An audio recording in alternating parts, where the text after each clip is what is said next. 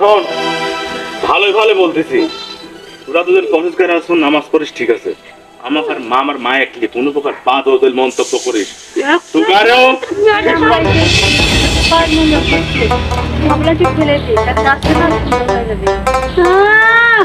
কাজের কাম করে নাই, গোলাপ গাছের চর্চা করতে আইছি। আচ্ছা, আজকে দুপুরে ভাত রান্না করো নাই কেন? কই গেছিলা? ও আম্মা, ও আম্মা, আম্মা।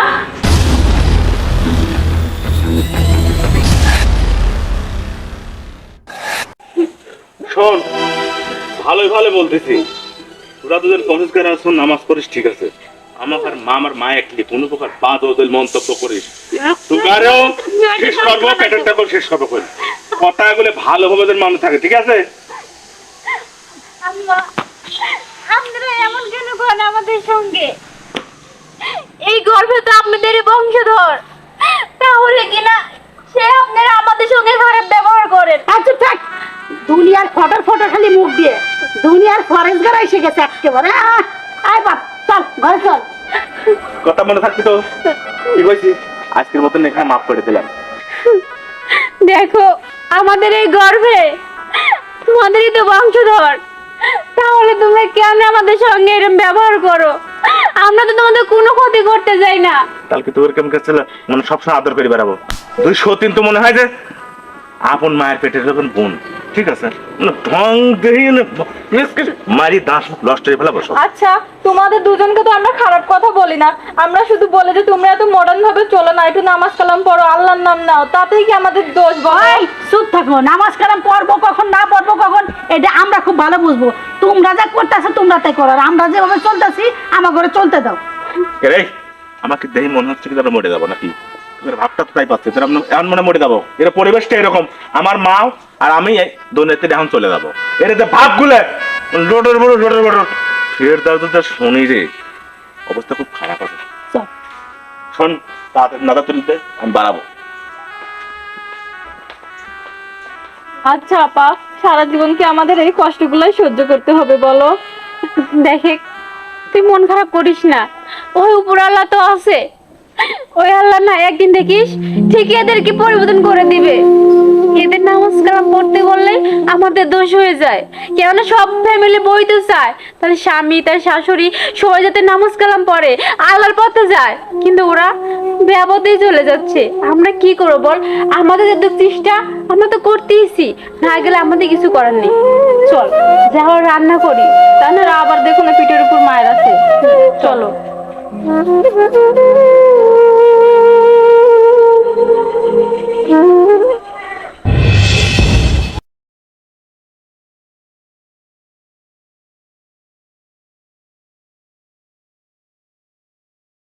হে আল্লাহ, তুমি আমার শাওরি আমার জামাই নামাজ পড়ার হেদায়েত দান করো আল্লাহ। ওরা যেন 5 ওয়াক্ত নামাজ কালাম পড়ে আল্লাহ, ওদের তৌফিক দান করো আল্লাহ।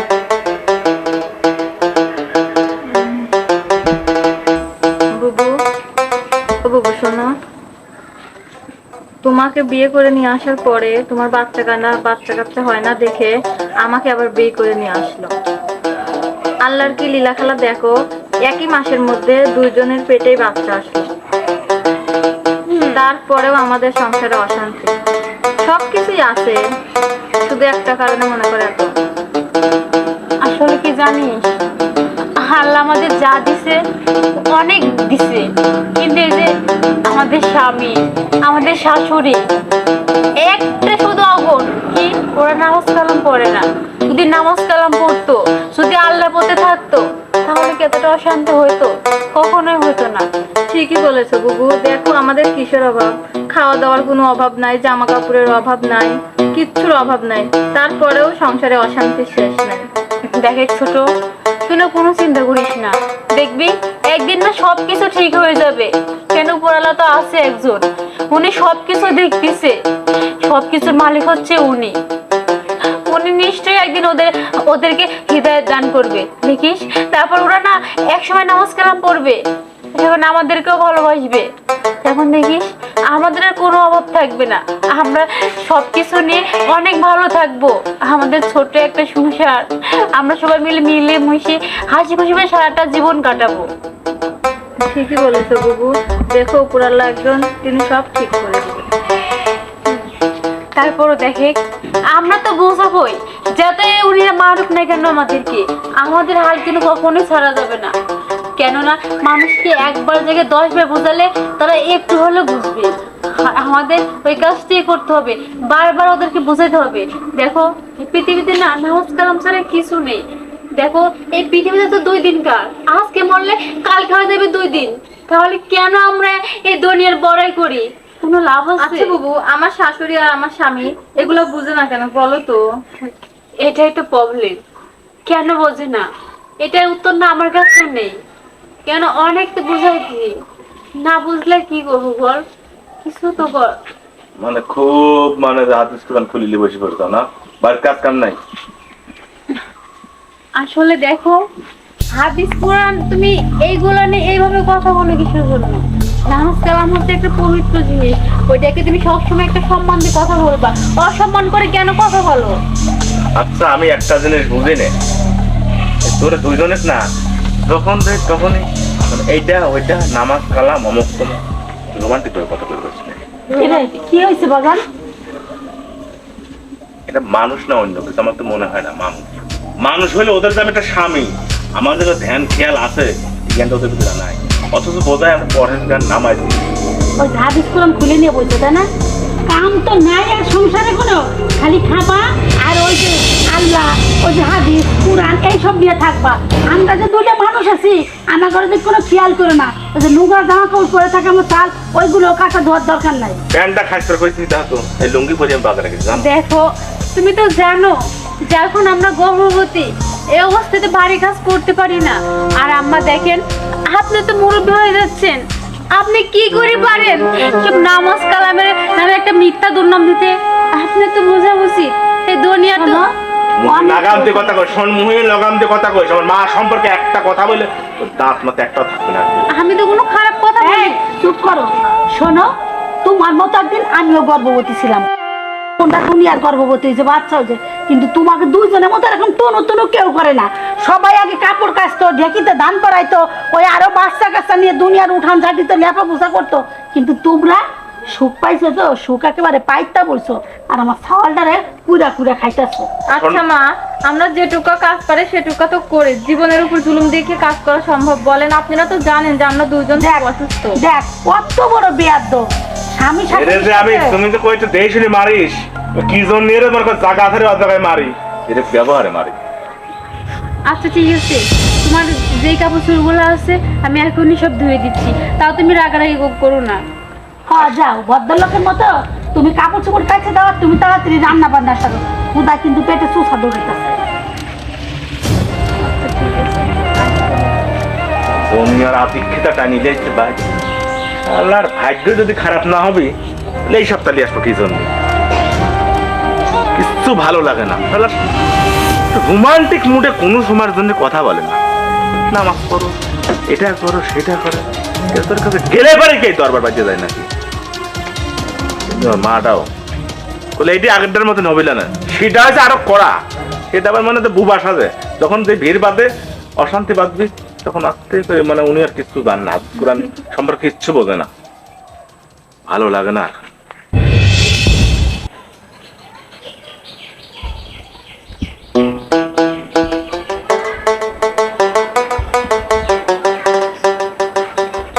কি ব্যাপার, কি করা হচ্ছে এখানে? আসলে আম্মা এই যে পেপার মনে করছে আমরা যে ফেলে দিই তার কাজটা না সুন্দর হয়ে যাবে। কাজের কাম করে নাই, গোলাপ গাছের চর্চা করতে আইছি। আচ্ছা আজকে দুপুরে ভাত রান্না করো নাই কেন, কই গেছিলা? আসলে আম্মা আমি না আজকে তালিমে গেছিলাম, যে করে ভাবি আছে না ওরা তালিম দিচ্ছে, তাই ওইখান থেকে এই মাত্র আইসি আমি এখনই রান্না করে দিচ্ছি। তালিমে গেছিলা? হ্যাঁ, এ পেটে কি তালিমের কথা শুনে রে?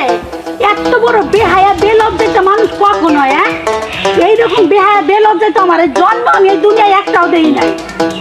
দেখেন আম্মা এমন কথা বলতেছেন কেন? তালিম তো শোনা ভালো কাজ, আপনি তারা আমাকে তেমন বারো বলবেন আর উৎসাহ দিবেন, কিন্তু না আপনি আমাকে আরো কেমন করতেছেন ব্যবহারটা, মনে হচ্ছে যাইতে ভাই কি এমন খারাপ কাজে গেছিলাম। সব আমার কপালের দোষ, এই কপালের দোষ, কপাল খাম চাই। ওই তালিমে গেলে খুব ভালো হয়, আর পেটের ক্ষুধা এইটা তুই বুঝলি না যে আমার শাশুড়ি গাহারে বয়স হয়ে গেছে, ক্ষুধা লাগছে, তারে খাওয়ান দিতে হইব সময় মতো। তা না দিয়ে তুমি গেছো তালিম শুনতে এসে এবার গোলাপ গাছের চর্চা করতেছে, আর আমার পেটের চর্চা আগে, তারপরে তোর আর কিছু। দেখেন আম্মা, আপনি তো ভালোই বোঝেন, পেটে খিদা লাগিয়ে পারে আপনি যেন মাথা গরম হয়ে যায়। আপনি মুরব্বী হয়ে গেছেন, আপনি গায়েতে বল নাই, আর আপনি এটুকু ভাবলেন না যে আপনি দুদিন পর মারাও যেতে পারেন। আপনি তারপরে কি হবে আপনি কবরে গেলে? ওরে পুরামুখী, তার মানে তুই আমার মরণ চাস?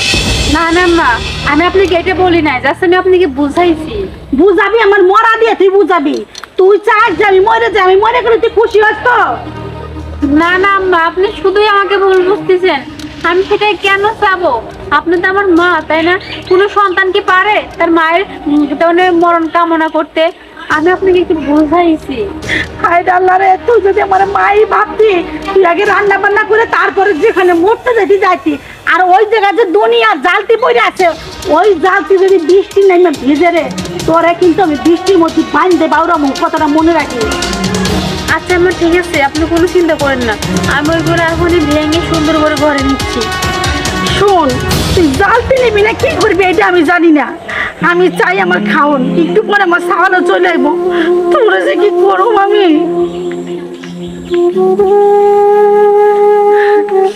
আল্লাহ, আমি আর সহ্য করতে পারতেছি না।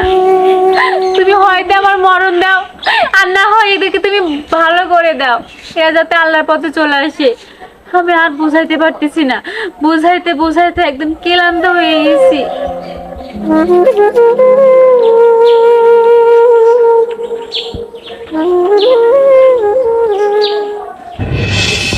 মাটাও কোনে গেছে, বড়টাও বাদ নাই, ছোটটা তো ভাই আইছিল ডাক্তার দেখাতে গেল। তাহলে আমি একটা যে মানুষ, আমার যে পেট আছে সাথে, এই খেয়ালটা কি কারো আছে? সময় মনে হয় বাড়ি ঘর ছেড়ে আমি চলে যাই। এই তুই একা একা কি বকবক করতেছিস? আচ্ছা মা, আমি কি, আমার সাথে কি পেট নাই? আমার কি খিদে লাগে না? ছোটটা তার ভাই আসলো, সে ডাক্তারের কাছে চলে গেল। আচ্ছা ভালো, তাহলে বড়টা তো রান্না বান্না করবি, আমি যে একটা মানুষ, তাকে খাওয়া লাগবে, এই খেয়াল কি তোমার কারো আছে? বাপে, আমার সাথে চিল্লাই কথা করছ না, আমার শরীরটা দিন দিন খুব খারাপ হয়ে যাইতেছে, কোনো কিছু ভালো লাগে না, গায়ে হাত পা একটু বললেন খালি মাথাটা ঘুরায়। মাথা ঘুরা খেয়া দেখো, আরো কত কিছু হয়। যে অভিশাপ তুমি বাইর চাইনি আমি খাও, অভিশাপ থাকলে তোমার রোগ বেলা হবি আর না হবি। এত ওদের দুধ ছাই হলে অল টাইম করাই লাগে, এটা কর সেটা কর, করার তাহলে কর, কোনো টেনশন নিলে থাও, তাহলে তোমার শরীর খারাপ লাগবে না। বাপে, আমি কই কি তুমি আমার একটু ডাক্তারের কাছে নিয়ে যাবি? আমার তো কোনো কিছুই ভালো লাগে না, কত আমার মনে হয় কি ওই দুই বড় অভিশাপে আমার এরকম শরীর খারাপ হয়ে যাইতেছে। ও মা, পাঁচ যদি আমি মেডিকেল নিয়ে আসি বসাই, তাও তোমার অসুখ ভালো হবে না। এই দুই মানুষটা একদিন বাইক বিদায় না পারো, ঠিক আছে? আচ্ছা যাই, শরীর খারাপ হলে ঘরের ভিতরে যা বসো। তোর ক্ষুধা লাগছে? না আমি খাইনি তো, আমার খেতে লাগবে। শোন, তোর বড় বউ তালিমে গেছিল, আমি কইছি ওই খলি গোড়া নিয়ে এসে তাড়াতাড়ি রান্না করো, আমার ক্ষুধা লাগছে, আমার চালও চলে যাবো, কইছে যে যাইতেছি, আমার মনে হয় খড়ি ঘুরাইতেছে। তালিম ছুটি না আজকে, বলবে যাও। আচ্ছা তুই থাক, আমি যাই একটু শুয়ে পড়ি, রাগারাগি করিস না। রাগারাগি করবো বলে কোলে করে নিয়ে বেড়াবো, রাগারাগি করবি না। খাবার যদি ঠিক মতো খাবেন না পারি, ভালোভাবে তো কথা বলেন, নামাজ কালাম ছাড়া তো মহিম কোনো কথা নেই, খাবারটা ঠিক মতো দিন।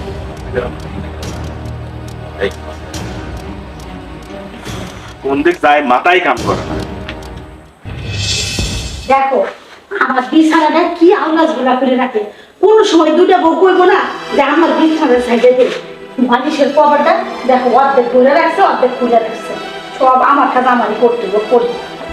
আর দুজনে সবসময় খালি হাদিস কুরআন নামাজ কালাম এই কথা ছাড়া একটা কথা বলবো না দুজন। আমার যত হচ্ছে যারা। আম্মা, আপনি কাজ করতেছেন কে? আপনি জান, আমরা করে দিচ্ছি। শোনো, এরকম তোমাদের আগে আদালত দেখানো লাগবে না, বুঝছো? আমার কাজ আমি করে নিতে পারবো না। ও আম্মা, ও গেলাম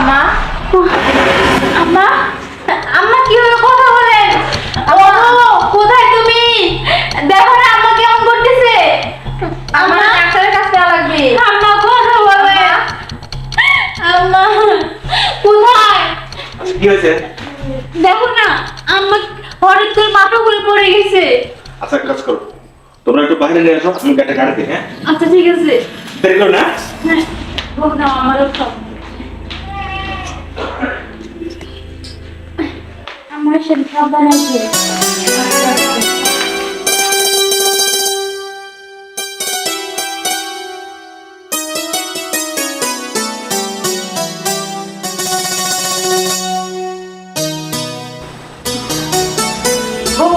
উনি ওষুধ আনতে এত দেরি করতে কেন? আরে বুঝেছি তো, বাইরে ওষুধ কিনতে গেছে, লেটতে একটু হবে। আম্মা দেখেন, আপনি দেখেন কতটা অসুস্থ হয়ে গেছিলেন, কখন লাগে আপনি মরার ঘর থেকে ঘুরে আসছেন। আম্মা দেখেন, আপনি একটাবার নামাজ পড়েন, দেখবেন আপনার কোনো সমস্যা হবে না। কেননা সব থেকে ওষুধ হলো নামাজ কালাম। আপনি একটাবার নামাজ পড়ে দেখেন না আম্মা, দেখবেন আপনার সবকিছু ঠিক হয়ে যাবে আম্মা। আমাদের কথাটা আপনি রাখেন আম্মা। হব মা, ঠিকই কইছ। অতক্ষণে যদি আমি মরে যাইতাম, কখন আমার মাটি হয়ে যাইতো। হ্যাঁ, আমার সাওয়াল আসু পরে আমি কমু যে বাজান আয় আমরা একসাথে নামাজ পড়ি। বহু থাকি দিছি আল্লাহ রে, আর না। আল্লাহ তুমি মাফ করে দিও, আমি জোহর থেকে নামাজ পড়ো, আমার সাওয়ালটাও কমু জোহর থেকে নামাজ পড়তে। আল্লাহ জীবনে যত অন্যায় করছি তুমি মাফ করে দিও। আমার শোনার মতো দুটো বৌমা, আম্মা আমার টুটায় বসা